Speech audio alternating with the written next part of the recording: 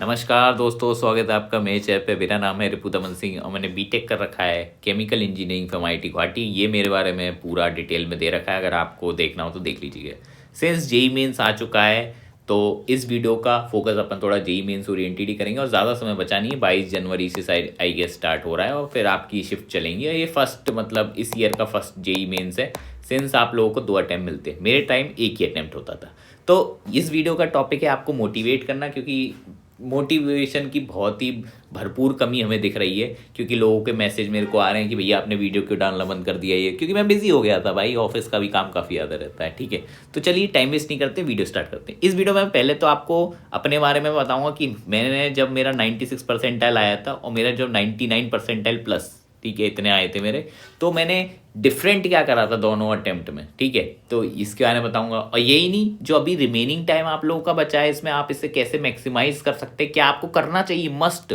जो गलतियां मैंने करी एक दो जिससे मेरी परसेंटाइल और बेटर आ सकती थी, जो मैंने गलती करी वो मैं आपको बताऊंगा। प्लस ये तो आप करोगे तो आप अपना एटलीस्ट जितनी आपकी प्रिपरेशन है उसका बेस्ट दे पाओगे। मैं ये नहीं कह रहा कि आप 10 दिन में ही 99 परसेंटाइल ले आओगे, बट जितना आपका पोटेंशियल है एटलीस्ट आप उस लेवल तक तो रीच कर ही सकते हो। ठीक है, तो चलो टाइम वेस्ट नहीं करते, आगे बढ़ते हैं। तो थिंग्स जो तुम्हें करनी चाहिए, यू मस्ट डू, और कुछ एक वे फॉरवर्ड ही बताएंगे आगे चल के। तो चलो बकवास बंद करते हैं, कोई प्रमोशन वपोशन तो अपन करते नहीं है। पीडब्ल्यू वाला कहाँ चला गया। ठीक है, तो चलिए आगे चलते हैं। सबसे पहले ये मेरा फर्स्ट अटैम्प्ट का रिजल्ट है। ब्लर होगा क्योंकि ये पता नहीं स्क्रीनशॉट ही ऐसा आया, पता नहीं कैसे, बट अगर क्लियर नहीं दिख रहा तो ये सब लिखा हुआ है, देख लेना। ठीक है, तो फर्स्ट अटैम्प्ट में क्या थी दिक्कत यार, कंसेप्ट लैग थे बहुत सारा, मतलब सिलेबस ही इनकम्प्लीट, मतलब छोड़ ही दिए थे मैंने चैप्टर इलेक्ट्रोमैग्नेटिज्म वगैरह। मतलब फिजिक्स में तो ये सब, ऑप्टिक्स तक मेरे को ढंग से समझ में नहीं आया था। और इलेक्ट्रोमैग्नेटिक ये इलेक्ट्रोस्टैट्स वगैरह ये तो सब पूरा ही उड़ा हुआ था, मैग्नेटिज्म वाला सब, मतलब उड़ा ही मामला, खतरनाक ही था। 11th का थोड़ा सही आता था, 12th का सब मामला उड़ा था। ठीक है, और पीवाई की भी मैंने ज़्यादा नहीं लगाए थे, बस कुछ ही लगा लिए थे, केमिस्ट्री के मैं लगा के चला गया था। तो ये मेरी बहुत ही बड़ी गलती थी। ठीक है, बट हाँ, क्या मैंने थोड़ा सही करा जिससे मेरी 96 परसेंटाइल तब भी आ गई, मतलब इतनी भी ख़राब नहीं आई कि बिल्कुल ही कट ऑफ के अराउंड 92 परसेंटाइल पे खेल रहा था। तो मैं बता देता हूँ, मैंने थोड़ा स्कोरिंग टॉपिक्स देख लिए थे जो मतलब लो हैंगिंग फ्रूट्स होते हैं। मतलब कुछ ऐसे चैप्टर होते हैं जो हर साल क्वेश्चन आता ही है और थोड़ा ईजी आता है, तो वो मैंने फिगर आउट कर ली थी। ये कैसे पता चलता है, ये पीवाई क्यू देख के पता चलता है भाई। अब आप कहोगे हमें बता दो, भाई पीवाई क्यू उठाओ और देखो किस चैप्टर से हर साल उसी टाइप के क्वेश्चन पूछ रहा है, उसको समझो और अप्लाई करो, बस फ्री के नंबर आपके हो गए। ठीक है, तो ऐसे होता है। दूसरी चीज़ जो मैंने बेटर करी थी, केमिस्ट्री मैंने काफ़ी अच्छी कर ली थी, जिसका मुझे अपना अगले अटैम्प्ट में फ़ायदा भी हुआ। जो 96 से मुझे 99.45 परसेंटाइल ले गया। ठीक है, प्लस मैंने इजी टॉपिक वाला तो बता ही दिया। ठीक है, तो ये मैंने सही करा था, ये मेरी गलती थी। दूसरा जो मेरा अटैम्प्ट था जिसमें मेरे अच्छी रैंक आ गई थी अंडर 10,000, उसमें क्या था, मैंने बस OMR फिलिंग की एक गलती कर दी थी। अगर आपको नहीं पता ना, ये 99.68 हो जाता परसेंटाइल, ऐसा हुआ था। मेरे 15 मार्क्स का ऊपर नीचे मार्क कर दिया था। अब आप कहोगे OMR कहाँ से आ गई भाई, ऑनलाइन होता था मेरे समय भाई, 2018 में ऑफलाइन होता था। तो 2019 से पता नहीं कब से, थोड़े शायद 2019, हाँ 2019 के बाद से ही ऑनलाइन होना शुरू है। तो हमारा लास्ट ऑफलाइन मेंस था। ठीक है, ऑफलाइन भाई और ही अलग रहता है, आपको नहीं पता, उसमें अलग एक्टिंग रहती है, OMR भरनी होती है। तो मैंने लास्ट के 3 ऊपर नीचे भर दिए थे। तीनों आंसर वैसे तो सही थे, लेकिन सिंस एक बबल मैंने मिस कर दिया था तो वो ऊपर नीचे हो गए, तो बस वही था, -15 हो गया। ठीक है, तो हाँ, इसमें मैंने बेटर क्या करा था, एडवांस लेवल की मैंने इंटीग्रेटेड अप्रोच करी थी। मैंने ऐसे नहीं पढ़ा था कि मेंस का अलग पढ़ रहा हूँ एडवांस का अलग, ये बेवकूफ़ बना होता है मेरे हिसाब से। ये मेंस अलग एडवांस अलग, ये यूट्यूबर्स बेवकूफ़ों गधों ने फैला रखा है, पता नहीं क्या कि एडवांस अलग पढ़ना होता है मेंस। अरे भाई, सिलेबस लगभग लगभग सेम है, उल्टा एडवांस का ही थोड़ा एक्सटेंसिव सिलेबस है। ठीक है, प्लस अगर आप क्वेश्चन एडवांस लेवल के तैयार करके रखे हैं तो मेंस के तो हो ही जाते हैं यार, इजी ही आता है, 1 लाइनर 2 लाइनर आता है, तो ऐसे कोई दिक्कत नहीं है आपको। ठीक है, तो एडवांस लेवल मैंने प्रिपरेशन कर रखी थी तो इंटीग्रेटेड अप्रोच ली थी। प्लस मेरा सिलेबस इस बार 90% कंप्लीट था, तो 100% कभी नहीं होता। अगर आपको लग रहा है कि आप 100% कर लोगे तो आपसे बड़ा मूर्ख कोई नहीं है। ठीक है, किसी का 100 नहीं होता। अब मुझे नहीं पता, AIR1 कर लेता होगा, ठीक है, बट आपको भी पता है, अंदर से आवाज़ आ रही है, AIR1 है आपकी, अंदर से आवाज़ एकदम पूछो, मतलब पहले एकदम अपने दरवाज़ा बंद करो रूम का, फिर एकदम शांति में बैठो, पूछो क्या तुम्हारी AIR1 आ सकती है, क्या तुम IIT बॉम्बे CSE जा रहे हो, अंदर से आवाज़ आएगी, ना बेटा या हाँ बेटा। ठीक है। अगर हाँ आती है तो बहुत बढ़िया बात, ना आती है तो चुपचाप से सुनो, ठीक है। प्लस हाँ, PYQ मैंने अच्छे से कर रखे थे इस बार, मेंस लेवल के सारे PYQ कर लिए थे। ये बहुत इंपॉर्टेंट चीज़ होती है PYQ पे, अगर आपका ग्रिप है ना, लिटरली मैं बता रहा हूँ, ऐसा हो नहीं सकता आपके 99% टाइम ना में पहुँचे, ठीक है। हाँ बस मैंने एक चीज़ हक दी थी जो मैं आपको बता देता हूँ, मैंने यार टेस्ट थोड़े कम दिए थे लास्ट में, ये मुझे बहुत ज़्यादा अखरा है, क्योंकि लास्ट में जो मैंने OMR वाली गलती करी वो इसी वजह से हुई है, ठीक है। तो ऐसी, चलो आपका तो OMR नहीं होगा, ऑनलाइन होगा, बट टेस्ट ज़रूर देना है भाई। तो मैं अभी बताऊंगा आपको करना क्या चाहिए। अब बात करते हैं आपको क्या करना चाहिए।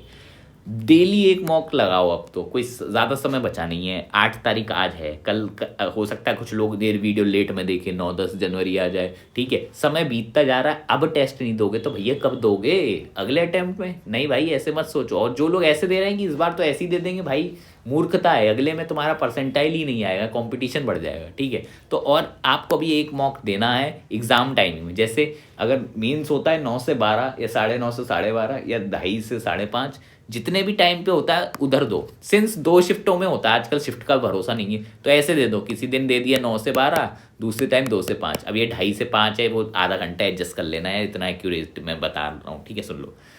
और दूसरी चीज़, ये अपना ये जो जो रात के चमगादड़ क्या बोलते हैं इनको, उल्लू, रात के उल्लू, नाइट आउल बन के जो बैठे हैं, जिनका दिन उल्टा चला गया, जो अमेरिकन टाइमलाइन में पढ़ रहे हैं, भाई अब समय आ चुका है कि भारत की टाइमलाइन में आ जाओ, वरना अगर आपकी बायोलॉजिकल क्लॉक अभी सेट नहीं हुई है तो फिर एग्ज़ाम वाले दिन आपकी जो परसेंटाइल है वो भी सेट नहीं होगा, ठीक है, ये याद रखना। और तीसरी चीज़, अगर आपको पैनिक हो रहा है तो ये वीडियो एकदम परफेक्ट है। अभी मैं आपका पैनिक कैसे गायब करूंगा ना, तो उसके लिए ज़रा वेट करो, थोड़ा सफ़र करो यार, सफ़र करना होता है, ठीक है। हाँ अभी जैसे मैंने ऊपर मॉक की बात कही थी, मॉक में क्या देना है, अब आप अगर आप चैंपियन लोग जो होंगे वो मॉक में क्या देने लगेंगे, ऑल इंडिया टेस्ट देने लगेंगे, ओपन टेस्ट, जिसमें ऐसा एडवांस लेवल का पेपर सेट कर देता है मेंस का बोल के कि लोगों के नंबर नहीं आते, फिर जाता है कॉन्फिडेंस डाउन। तो ये गधापना नहीं करना है, PYQ लगाओ एज अ मॉक, ठीक है, PYQ एज अ मॉक ले लो, या फिर कोई कोचिंग जो तुमने कोचिंग करी है उसका टेस्ट दो, वो ज़्यादा बेटर रहता है। और अगर नहीं है तो ऐसा टेस्ट दो जो थोड़ा इजी हो और तुम्हें लगता हो कि हाँ ये लेवल पे मैच करता है। मैं एक वीडियो बनाने का ट्राई करूँगा जो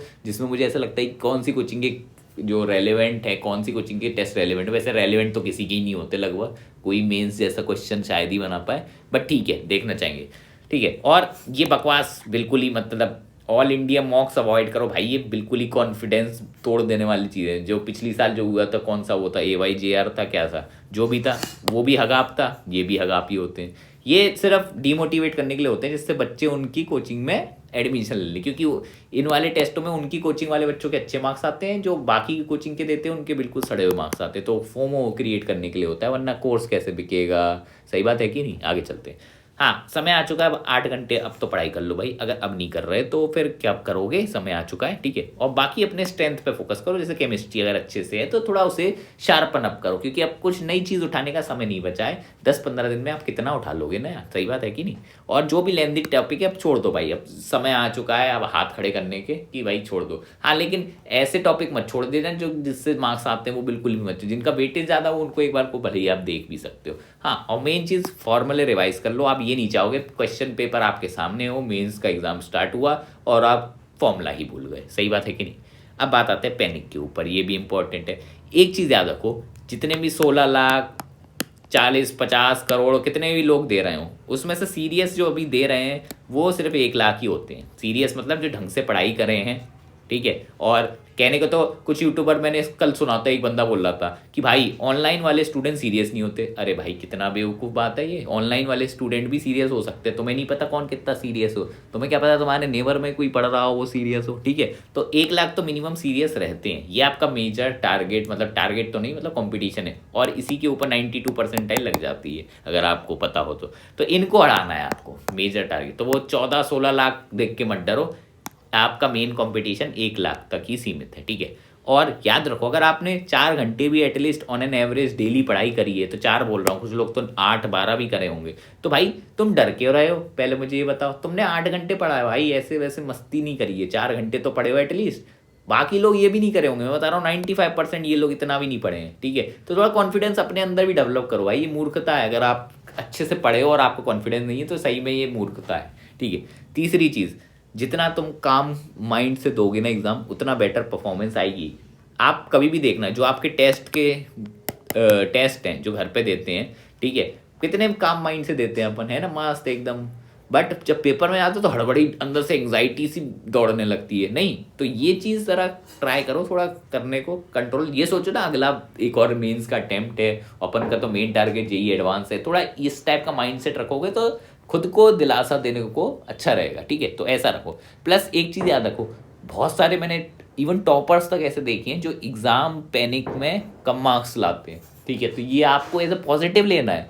सोचो आपका दोस्त हो सकता है जो आपसे ज़्यादा ही मार्क्स लाता हो टेस्ट में, सही बात है कि नहीं, और आपको बड़ी जलन होती है, ये सरामी के कैसे आ जाते हैं मार्क्स ज़्यादा, मेरे क्यों नहीं आते। तो बस ये सोचो एग्ज़ाम वाले दिन देखो उसको भी डर लगेगा, आपको भी डर लगेगा। अगर आपने डर पे काबू कर लिया, माउंटेन ड्यू पी के डर के आगे जीत है, सही बात है कि नहीं, तो फिर क्या होगा, हो सकता है आपका दोस्त डरे और अंडर परफॉर्म करे, उसके 20 नंबर कम हुए, और अगर आपने अपना ही लेवल मेंटेन कर लिया तो आप अपने आप ऑटोमेटिकली उस बंदे से 20 नंबर ऊपर आ जाएंगे बिना कुछ करे। और ऐसा हुआ है, मैंने खुद देखा है। एक बंदा था हमारे में जो हमारा टॉपर था ना क्लास का, उसकी लगभग 250 रैंक आई थी हमारी कोचिंग में, उसी के लेवल का ही बंदा था, उससे ही तोड़ भी बोल सकते थे। तो देखो सेकंड आता था वो, ठीक है, तो हमें लगा था इसकी 400 आएगी, बट एक्चुअल पता कितनी रैंक आई थी उसकी, 4000 रैंक आई थी। इतना अंडर परफॉर्म करा था वो पैनिक में। तो ये चीज़ याद रखना, ठीक है। लास्ट चीज़ जो सबसे ज़्यादा मैटर करती है, टेस्ट मार्क्स को तो बिल्कुल भूल जाओ भाई। टेस्ट मार्क्स से जो कंपेयर करता हो वो उससे बड़ा गधा कोई नहीं हो सकता, चाहे ज़्यादा आ रहे हो चाहे कम आ रहे हो। जो भी कंपेयर कर रहा है टेस्ट मार्क्स से वो गधापना है, सही बता रहा हूँ। क्योंकि टेस्ट मार्क्स बिल्कुल इररेलेवेंट होते हैं, वो मेंस लेवल कभी नहीं डिफाइन कर सकते। क्योंकि मैं खुद का बता रहा हूँ, मेरे एक्चुअल में 180 कुछ आए थे, ठीक है, और टेस्ट में मेरे 250 260 प्लस आते थे। लोग कहाँ चले गए इतने नंबर, है कि नहीं। तो इसलिए ये चीज़ याद रखो कि टेस्ट मार्क्स आर नथिंग, बस हवा आवाज़ ही है वो। तो बस यही था आज की वीडियो में। ट्राई करेंगे अपन कंटिन्यूसली आपको मोटिवेट करते रहे। मोटिवेशन नहीं मिला तो भी बताइए, मिला तो भी बताइए। और हाँ, मेरा टेलीग्राम ज्वाइन कर लो यार, मैंने लिंक दे रखा है, उसमें आप अपने दोस्तों से मतलब दोस्त बना लेना, बहुत सारे इस बार भी दे रहे हैं। तो मैंने सोचा है आप लोग का ग्रुप बना दूंगा, इससे आप डिस्कशन कर सकते हो उस पर, ठीक है। तो उसका लिंक मैं डिस्क्रिप्शन में डाल दूंगा। चलिए मिलते हैं आपको नेक्स्ट वीडियो में, बाय बाय।